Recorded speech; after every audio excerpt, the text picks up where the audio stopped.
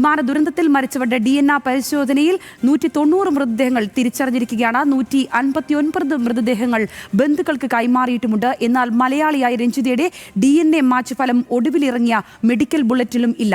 അപകടത്തിൽ രക്ഷപ്പെട്ട വിശ്വാസ് കുമാർ രമേശിന്റെ സഹോദരന്റെ DNA മാച്ചും ഇതുവരെ കണ്ടെത്താൻ കഴിഞ്ഞിട്ടില്ല. വിശദാംശങ്ങളുമായി ശരത്ലാലാണ് ചേർന്നത്. ശരത്ത്, നമ്മൾ ഏറെ ഉറ്റുനോക്കുന്നത് രഞ്ജിതയുടെ DNA ഫലം മാച്ചാവുന്നുണ്ടോ എന്നുള്ളതാണ്. ആ വിവരം ഒടുവിലിറങ്ങിയ മെഡിക്കൽ ബുള്ളറ്റിലും ഇല്ല എന്നുള്ളതാണ് പറയുന്നത്. എപ്പോഴേക്കുമാകും ആ ഫലം വരിക എന്നുള്ളതാണ്. മറ്റ് വിവരങ്ങൾ എന്തെല്ലാം കൂടിയാണ് കൂട്ടിച്ചേർക്കാനുള്ളത്?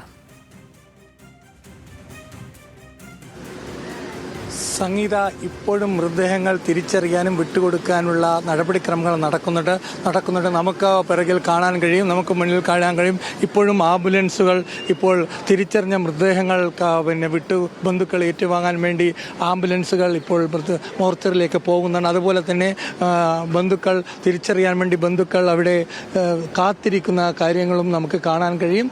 മോർച്ചറിക്ക് മുമ്പിൽ ഇപ്പോഴും നടപടിക്രമങ്ങൾ മുന്നോട്ട് പോകും. ഇതിൽ അല്പം മുമ്പാണ് അത്ഭുതമായി രക്ഷപ്പെട്ട വിശ്വാസ് കുമാർ രമേശിന്റെ സഹോദരന്റെ മൃതദേഹം തിരിച്ചറിഞ്ഞത്. ഇത് ബന്ധുക്കൾ ഏറ്റുവാങ്ങി സംസ്കരിക്കുകയും ചെയ്തു എന്നാണ് നമുക്ക് അറിയാൻ കഴിയുന്നത്.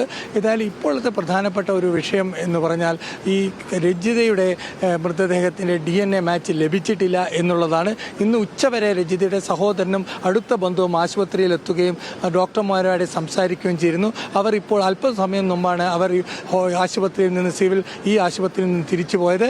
അവരെ സംബന്ധിച്ചോളം വിവരം ലഭിച്ചാൽ അറിയിക്കാമെന്നൊരു വാർത്ത മാത്രമാണ് ഔദ്യോഗികമായി അവർക്ക് ലഭിച്ചിരിക്കുന്നത്.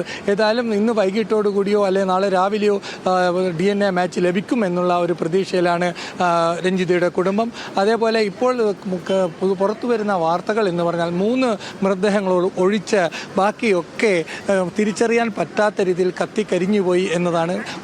പൈലറ്റിനും കോ പൈലറ്റിനും ഒരു എയർ ഹോസ്റ്റലിനെയും മൃതദേഹം മാത്രമാണ് കാര്യമായ തിരിച്ചറിയാൻ പറ്റുന്ന പരിക്കുകളില്ലാതെ കണ്ടെടുക്കാൻ കഴിഞ്ഞത്. അതുകൊണ്ട് തന്നെയാണ് DNA പരിശോധന ഫലം നീളുന്നതും.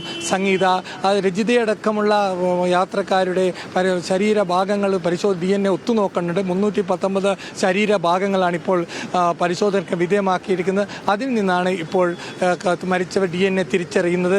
പല്ലുകളും അതുപോലെ തന്നെ തലയോട്ടിയുടെ ഭാഗങ്ങളും നഖങ്ങളും ഒക്കെയാണ് DNA പരിശോധിക്കേണ്ടി മൃതശരീരങ്ങൾ എടുത്ത ശേഷമാണ് DNA മാച്ച് നടത്തുന്നത്. ഒരു ദൗർഘ്യം ഏറിയ ഒരു പ്രക്രിയയാണ് എന്നാണ് ഡോക്ടർമാർ പറയുന്നത്. 72 മണിക്കൂർ മിനിമം വേണം ഇത്തരമൊരു പരിശോധനയ്ക്ക്. അതുകൊണ്ട് തന്നെയാണ് വൈകുന്നു എന്നൊരു വിശദീകരണമാണ് ഡോക്ടർമാർ രഞ്ജിതയുടെ സഹോദരനും കുടുംബാംഗത്തിനും നൽകിയിരിക്കുന്നത്. സംഗീത, ശരി.